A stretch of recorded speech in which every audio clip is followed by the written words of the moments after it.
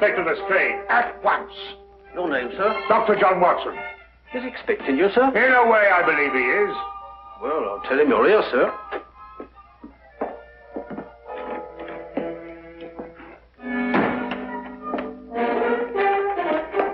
You can go in, sir. Ah, Dr. Watson, I didn't expect to have the pleasure of seeing you again so soon. Will you kindly read that? What is it? Read it. Oh. Yes, sir. Oh.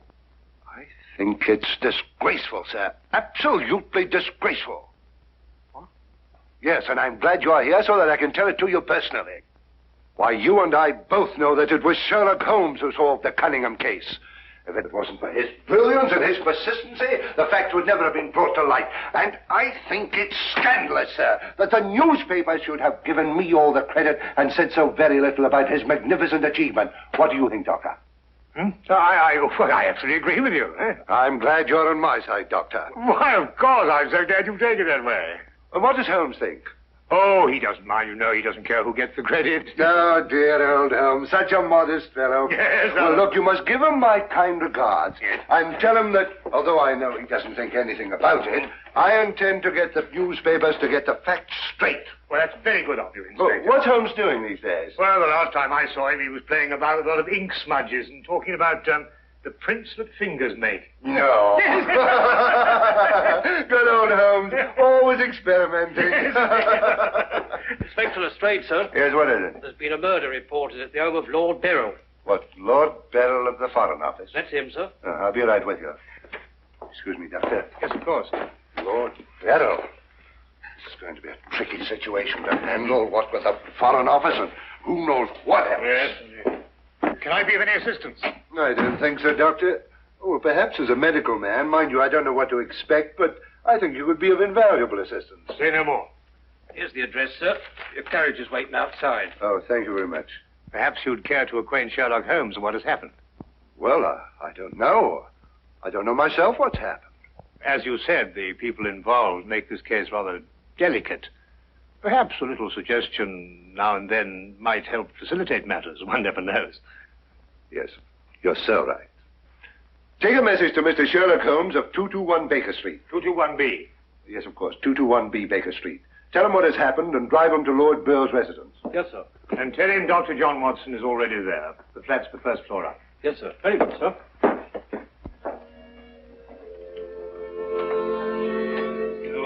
221B Baker Street.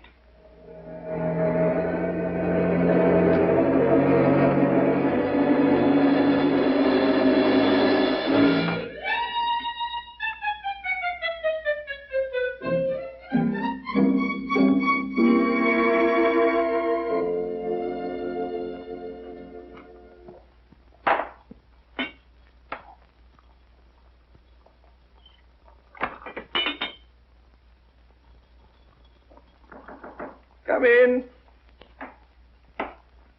Excuse me, Mr. Holmes. Yes? A message for you, sir. There's been a murder committed at the home of Lord Beryl. Inspector Lestrade and Dr. Watson have already gone there. Thank you. Would you care to have some tea? Some tea, sir? Yes. Is that what you're making? Oh, come along. Come and have a look at this. I'm working on an extract from a special series of pygmy poisons. How very interesting, sir. Tea? Well, yes, I don't mind if I do.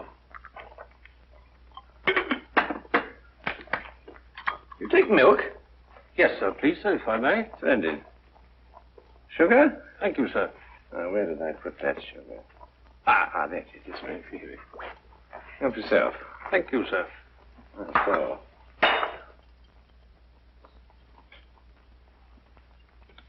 What's this you're doing here, sir?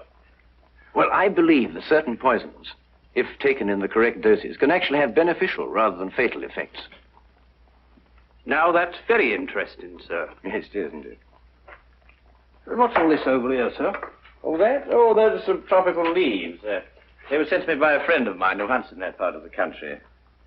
The essence, you see, passes through this tube, down here and across the table, and is condensed in that retort there.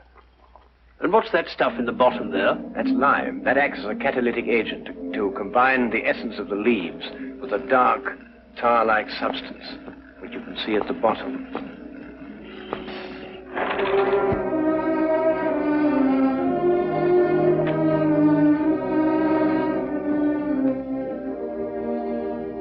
Inspector Lestrade, I demand to see my wife. You've kept me waiting half an hour, and now I should like an explanation. Of course, you're entitled to one, sir. You know that Karl Oberstein was murdered in your study. I was informed of that, and it is a tragedy, of course. But I still don't see that is... Lord Beryl, your wife has confessed to shooting him. What? That's why I couldn't allow you to see her. We were taking her statement. What does she say? Apart from the actual confession of murder, she refuses to say anything. You may go in now if you wish, Lord Beryl.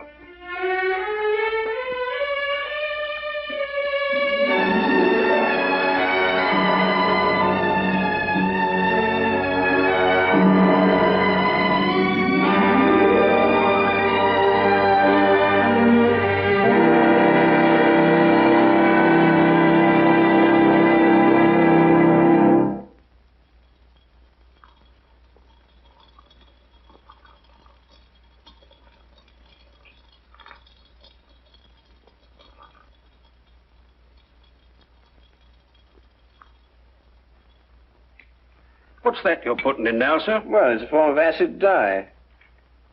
Yeah. That's all right. Oh, where have you two been all the afternoon? Didn't the sergeant tell you? Oh, yes, I remember. There was a murder somewhere. Was it interesting? No, Mr. Dewitt. Uh-huh. Well, Lestrade, come and have whiskey and soda.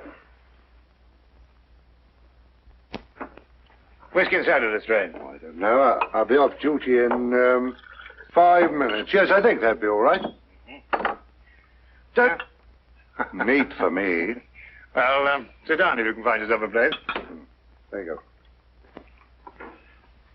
yes, well, I think we can leave that to boil for a little while now. Now, gentlemen, what's the problem? Who was murdered? A man named Karl Oberstein. Oberstein. Oberstein. Oh, yes, I remember. An Austrian chap. He was originally, but of course, for a number of years, he's been a freelance agent. Mm-hmm. Buying and selling anything he can get his hands on, eh? But his hands in a bit too much this time. Lady Beryl shot him. Holt Smith, 38. Oh, really? There's a nasty bit there.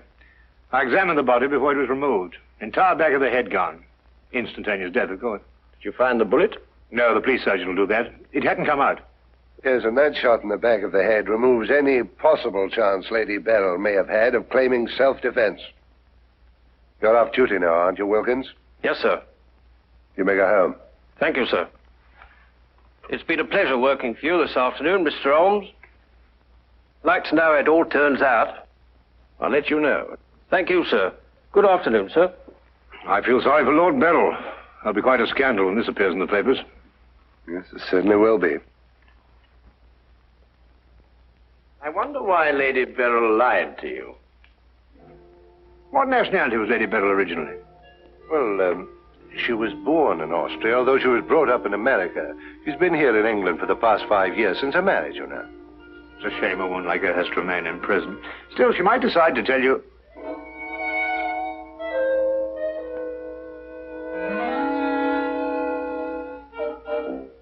What did you say? I beg your pardon? What did you say just now? I didn't say anything. Oh, yes, you did. You said, I wonder why Lady Beryl lied to you. Oh, that. Yes, what did you mean? Nothing, except, of course, that Lady Beryl didn't shoot this chap Oberstein at all. But she confessed to it.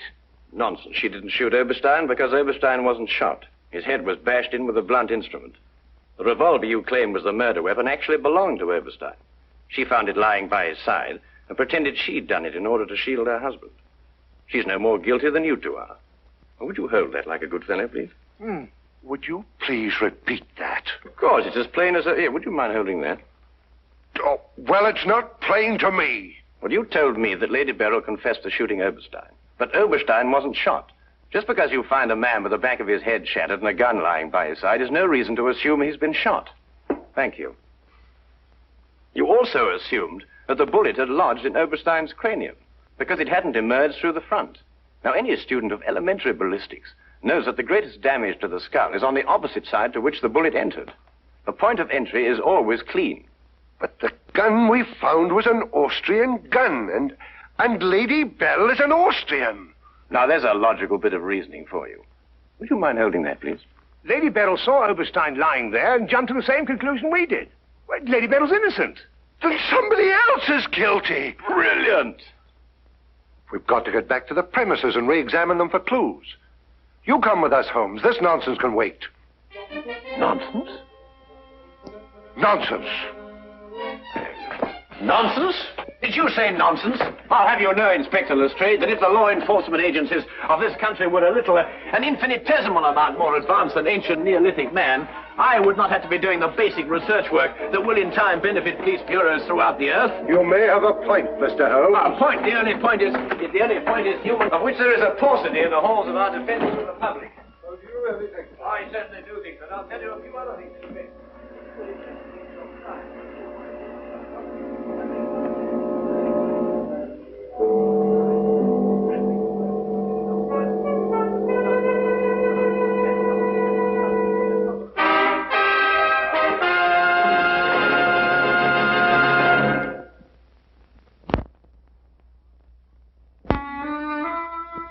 And now we return to the case of Lady Beryl. Yes, is to be dependent 90% on a good memory. Details, Lestrade, those are the things.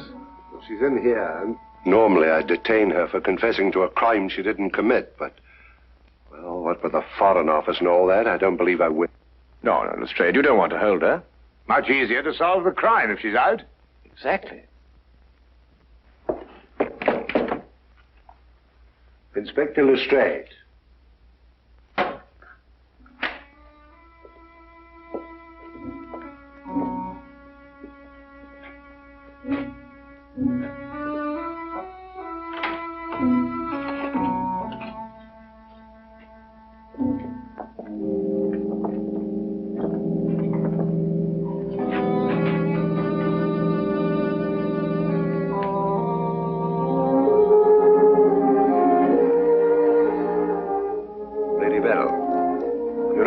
We're releasing you.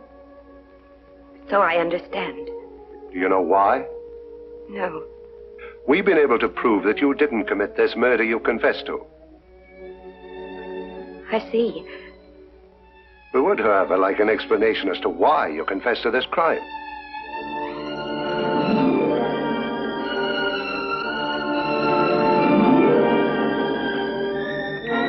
I prefer not to explain my actions, Inspector.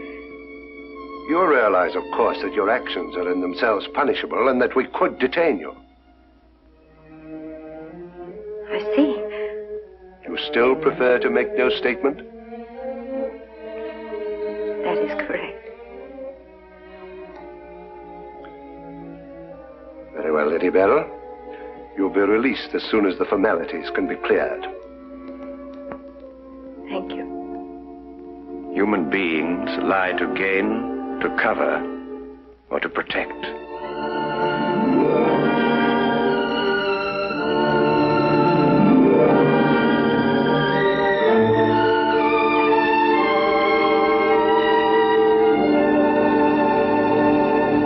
I don't know how to thank you, Mr. Holmes. Please consider me forever in your debt. Not at all. You're in the Foreign Office, aren't you, Lord Beryl? I am. Had you ever met Herr Oberstein before? I had. Exactly when? Last week. For the first time? And the last time. I see. I believe it was his habit to offer large sums of money to men in key positions for the information they may have had in their possession. I believe that was his habit, Mr. Holmes. Thank you. Oh, Lord Beryl, while your wife is on her way here, I wonder if I might look at the premises of the crime. Well, of course, of course. It happened in the study. With your permission. My house is yours, sir. Thank you.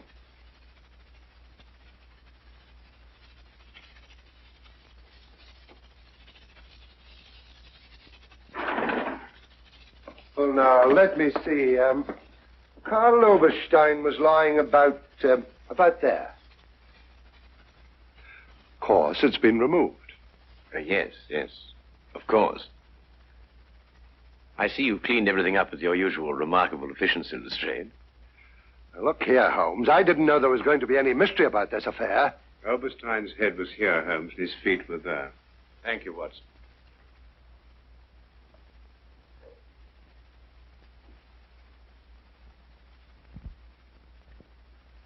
Where was the gun lying? To the left of the body. Nearer the head or the feet?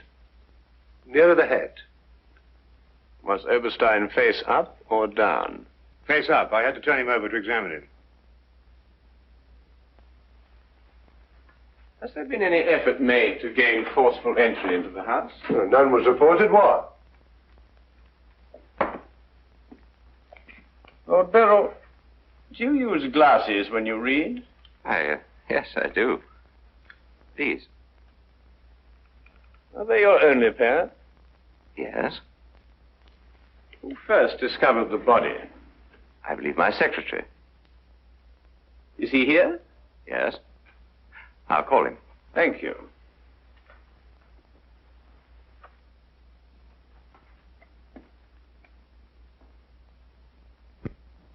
Lestrade, where was Lord Beryl at the time you estimated the crime was committed? He'd been at a meeting with high government officials all day. Oh, good. Why did you ask about the glasses, Holmes? It's because Lord Beryl wears glasses when he reads. But Lady Beryl confessed to a crime she didn't commit. What? This is my secretary, Mr. Ross. You've met Inspector Lestrade and Dr. Watson. This gentleman is Mr. Sherlock Holmes. How do you do? I understand it's through your efforts that Lady Beryl was returning home. Partially through my efforts. I wonder if I could impose upon you, Mr. Ross. Of course, sir.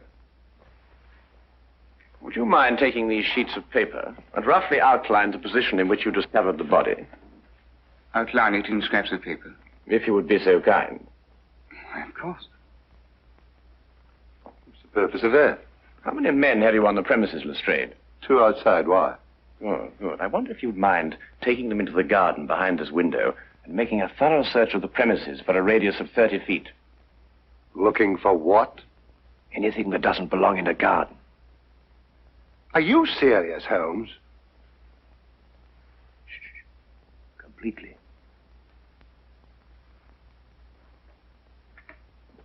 Let's got him out of our way. Have you examined your safe, Lord Beryl? I have, Mr. Holmes. All my papers are intact. Excellent. Does Mr. Ross have the combination to your safe? Yes? There's been no question of robbery. Of course not, Ross. One must ask these questions in an investigation. Of course. Good afternoon, Lady Beryl. Ada, my darling. How are you? I'm all right, George. Quite all right. You were stressed. This experience must have been horrible for you. It's all right. It didn't last long enough to be too difficult. I don't know how, but Holmes has solved the entire thing. Has he really? Not entirely, Lady Beryl. Not yet. Do you expect to? I can only hope to. Mr. Holmes, if there's anything I can do to help. If it would not be too much of an imposition, Lady Beryl, I would like you to retake the position in which Mr. Ross discovered you when he entered the room. Mr. Holmes, my wife has had a harrowing experience. Please consider her nerves at this point. You're forgetting, Lord Beryl, that your wife confessed to a crime she didn't commit. The circumstances are somewhat exceptional. But if Lady Beryl would rather not... It's quite all right, George. Now, let me see.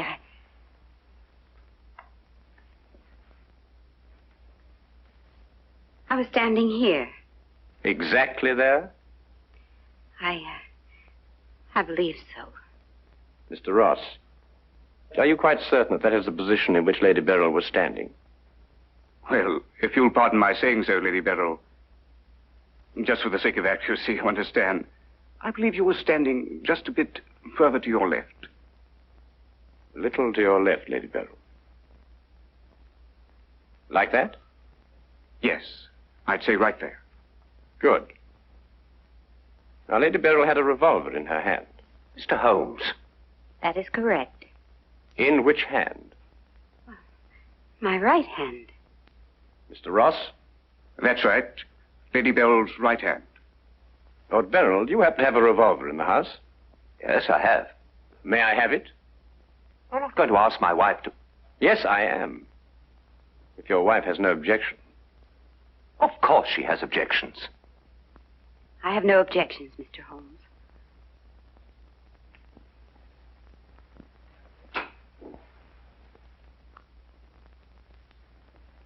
Ah, excellent. A .38 caliber. Do you notice, Watson, that it's patterned very closely after the Schmidt-Holtz, the revolver in question? Lady Beryl, is that the way you held it? I believe so. Mr. Ross? Yes, it was like that. Mr. Ross, I'd like you to think very hard. A great deal depends on what you're going to say now. As far as you can remember, that was the position of Herr Oberstein's body? Yes. And where in relation to Herr Oberstein's body and Lady Beryl were the broken eyeglasses? Over there. There? Yes.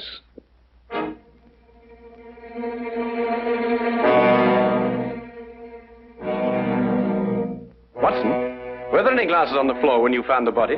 Absolutely not. You're positive? Positive. That's right. I didn't know what I was saying. There were no glasses on the floor at all. There weren't any glasses on the floor when you found Lady Beryl bending over the body. But there were when you sent Herr Oberstein crashing to the ground.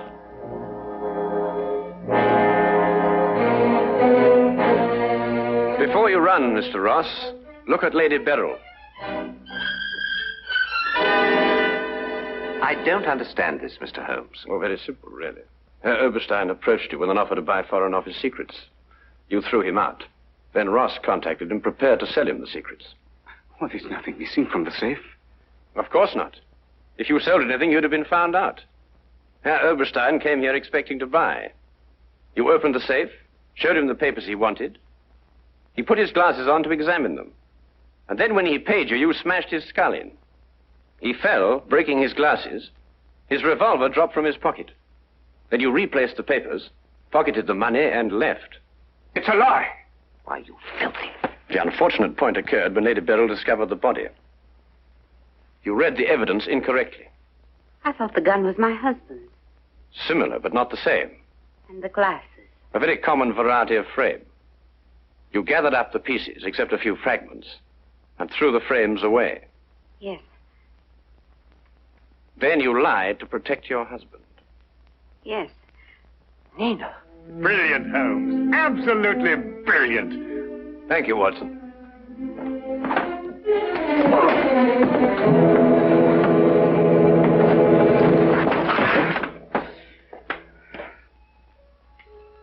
My humble and very grateful thanks, Mr. Holmes. It's been a pleasure to help so brave and noble a woman. I'm still not quite certain what's happened, but I know we shall both be forever indebted to you.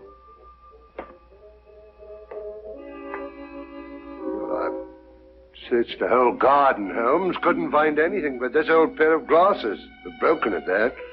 Really? Mr. Holmes has solved the entire case, Inspector. He has? How?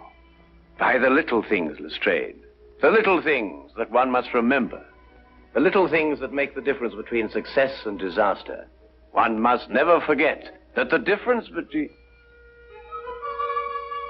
Good heavens. What? What is it, Holmes? I left the gas on under the experiment. All Baker Street will be blown up.